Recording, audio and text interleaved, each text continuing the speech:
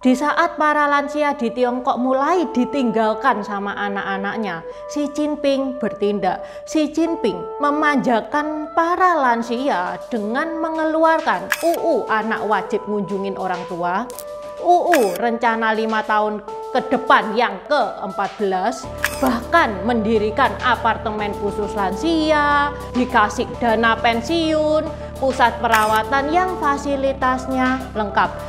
Ada juga tenaga medis yang rawat jalan pergi ke rumah para lansia tersebut satu persatu. Semuanya ini tentu saja gratis. Apa ini imbas dari tidak adanya korupsi ya? Taja ni hao, namaku Intan, selamat datang di channel aku, Dynasty. Kalau teman-teman suka sama kaos yang Intan pakai, baju polo shirt yang Intan pakai, ini gambar Hwato, tabib nomor 1 zaman era 3 negara. Yang Intan pakai ini kan polo shirt. Ada juga yang t-shirtnya atau alias kaos oblong. Kaos oblongnya enak, bahannya itu murni katun. Besok open PO terakhir ya guys ya. Buat teman-teman yang nonton video ini setelah close PO, bisa di order bulan depan. Selain gambar Hwato, ada juga gambar-gambar tokoh Tiongkok lainnya seperti Hakim Pao, Konfusius, Kera Sakti, Kaisar Tiongkok pertama Qin Shi Huang. Tokoh-tokoh Samkok juga lengkap, mulai dari Guan Yu, Zhuge Liang, Zhao Zhelong, Liu Bu, sampai antagonisnya Cao Cao juga ada. Bisa diorder via Tokped atau Shopee yang linknya ada di deskripsi.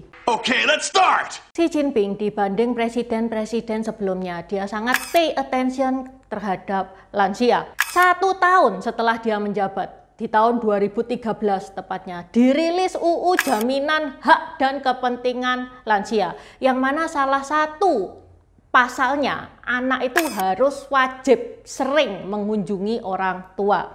Selain itu, Xi Jinping juga menggalakkan fasilitas-fasilitas untuk lansia supaya para lansia di Tiongkok sehat secara fisik dan mental. Seperti contohnya taman. Taman itu kalau di Tiongkok banyak lansianya. Kalau di Indonesia itu kan banyak anak-anak muda pacaran ya yang pakai. Kenapa toh Xi Jinping itu kok perhatian banget terhadap lansia? Daripada memperhatikan lansia kan mending memperhatikan generasi muda. Generasi muda itu kan bisa dipakai untuk masa depan Tiongkok, iya kan?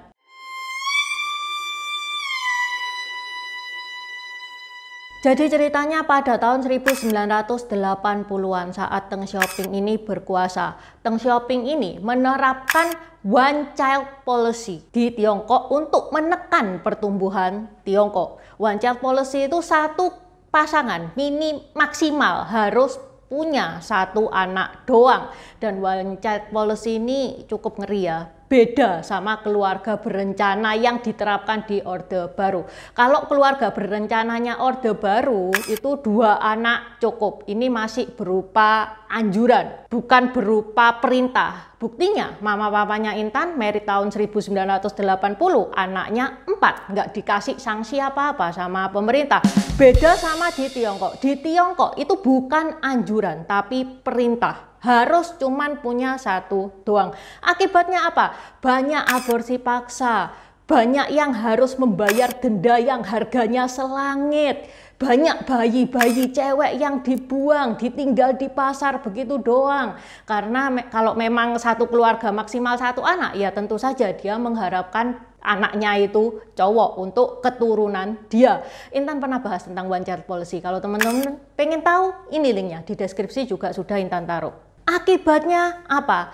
Xi Jinping yang kena getahnya. Sekarang ini generasi muda sama generasi tua, lebih banyak generasi tua di Tiongkok sana. Dan generasi muda itu banyak yang jadi sandwich generation ya. Dia harus menghidupi kedua orang tuanya plus anaknya.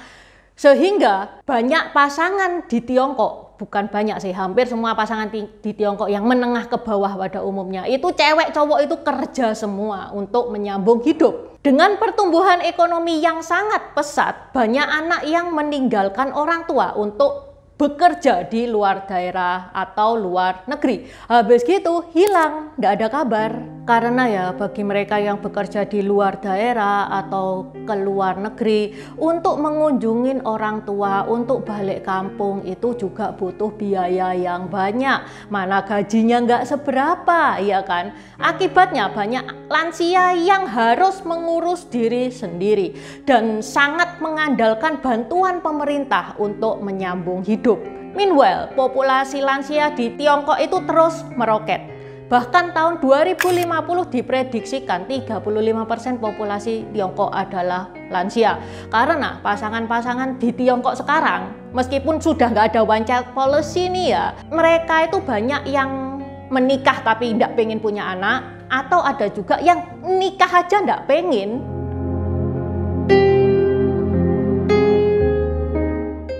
Baru saja Xi Jinping naik tahta tahun 2012, dia langsung mendapat laporan dari para lansia-lansia yang ditinggalkan sama anak-anaknya. Dia menggugat di pengadilan, menggugat anak-anaknya di pengadilan karena tidak diberi dukungan secara finansial dan emosional. Sehingga dikeluarkan UU Perlindungan Hak dan Kepentingan Kaum Lanjut Usia, yang mana salah satu hukumnya adalah kewajiban bagi sang anak untuk mengunjungi orang tua sesering mungkin. Kalau tidak dituruti, ini hukumannya itu bisa denda, bahkan penjara. UU ini mendapatkan respon yang negatif dari para generasi muda. Terus rame tuh di Weibo karena ini UU dianggap konyol karena tidak menyebutkan secara spesifik frekuensi berkunjungnya, yang dimaksud sering itu seberapa sering, siapa juga yang ngurusi proses kunjungan itu. Netizen itu bilang, aku ini ya kepingin sesering mungkin mengunjungi orang tua, aku tuh ya sadar orang tua itu kewajibanku, tapi ya gak usah sampai diuukan seperti ini dong. Kita aja cari nafkah untuk bertahan hidup aja sudah punya banyak tekanan, wes gak usah nambahin tekanan kayak gini lagi. Ya wis, itu kurang lebih netizen itu komennya kayak gitu. UU Perlindungan Hak untuk Kaum Lansia tadi itu kan mendapat banyak protes nih ya. Kemudian disempurnakan lagi ke UU Rencana 5 tahun yang ke-14. Ini dicanangkan di tahun 2020. Ini lebih ke arah usaha pemerintah. UU Rencana 5 tahun yang ke-14 ini adalah UU Rencana Pembangunan Ekonomi dan Sosial yang dibuat oleh pemerintah Tiongkok. Jadi isinya bukan lansia doang ya. Banyak pembangunan untuk Tiongkok, yang mana salah satunya adalah 9 indikator untuk mensejahterakan lansia. Apa saja 9 indikator itu?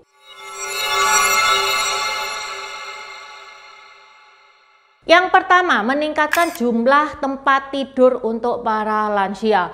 Ini tempat tidur untuk para lansia yang misalkan di tempat panti jompo, atau misalkan ngebangun apartemen di Jiangsu. Ini sudah ada ya apartemen khusus lansia. Lengkap guys, di situ ada laundrynya, ada kantinnya, ada kliniknya. Yang kedua, rasio tempat tidur perawatan di lembaga keperawatan. Lembaga keperawatan berarti rumah sakit. Kalau yang nomor 1 tadi meningkatkan jumlah tempat tidur buat lansia yang sehat, yang nomor 2 ini buat lansia yang sakit. Di rumah sakit ditingkatkan tempat tidurnya untuk para lansia. Yang ketiga, memperluas cakupan layanan untuk lansia. Ini selain lansia yang bisa datang ke klinik, mungkin ada juga para lansia yang tidak bisa jalan ke klinik. Tenaga medis itu mau mengunjungi dari rumah ke rumah supaya para lansia-lansia di Tiongkok itu kebutuhan medisnya itu tercukupi. Yang keempat, pengembangan ekonomi perak. Ini mendorong pengembangan ekonomi yang berfokus pada produk dan layanan untuk lansia yang dikenal sebagai ekonomi perak. Jadi menggalakkan produk-produk lansia kayak susu, kursi roda. Yang kelima, jaminan keamanan layanan medis. Jadi para lansia itu benar-benar diobati ya, bukan diracun, bukan disiksa. Yang keenam, inovasi kelembagaan, itu menciptakan ide metode baru yang mendukung pengembangan lansia yang lebih efektif, misalkan diajak main catur dan lain-lain untuk meningkatkan daya ingatnya lansia. Yang ketujuh, dukungan dan kebijakan pemerintah untuk para lansia. Di sini pemerintah Tiongkok mau nambahin dana untuk kebutuhan lansia. Yang kedelapan, penggunaan teknologi pintar. Ini untuk meningkatkan penggunaan teknologi pintar dalam layanan perawatan lansia untuk memberikan hasil yang lebih efektif dan efisien. Yang kesembilan, fasilitas ramah lansia. Fasilitas ramah lansia itu semakin digalakkan ya. Seperti misalkan di Metro itu MRT-nya Tiongkok, nama MRT-nya Tiongkok, ada tempat duduk khusus untuk para lansia. Demi terlaksananya program ini, pemerintah itu menaikkan dana pensiun sebesar 3% sejak awal tahun ini. Dan kenaikan ini buat mereka yang pensiun sebelum akhir tahun 2023. Wah ya, nggak apa-apa dong, rela ya bayar pajak kalau dapat fasilitas seperti ini. Oke, sampai di sini dulu bahasan Intan hari ini. Seperti biasa, buat teman-teman yang mau nambah-nambahin, silakan coret-coret di kolom komentar. Terima kasih sudah menonton. Buat subscriber baru, selamat datang. Terima kasih sudah menonton videonya Intan sampai habis. Intan sarankan buat teman-teman yang baru bergabung untuk nonton videonya Intan tentang pergantian dari dynasty ke dynasty. Ini nih videonya. Di deskripsi juga sudah Intan taruh, karena di video pergantian dynasty itu adalah basic dari semua videonya Intan. Itu yang pertama. Yang kedua, video pergantian dari dynasty ke dynasty ini bakal sangat membantu teman-teman kalau misalkan teman-teman itu nonton film-film Tiongkok yang kuno-kuno itu bakal sangat membantu banget, karena film-film Tiongkok itu nggak menceritakan secara jelas background kayak gimana. Terima kasih udah nonton channel ini sampai habis. Dukung aku terus berkarya dengan klik subscribe dan bunyikan lonceng di bawah ya guys.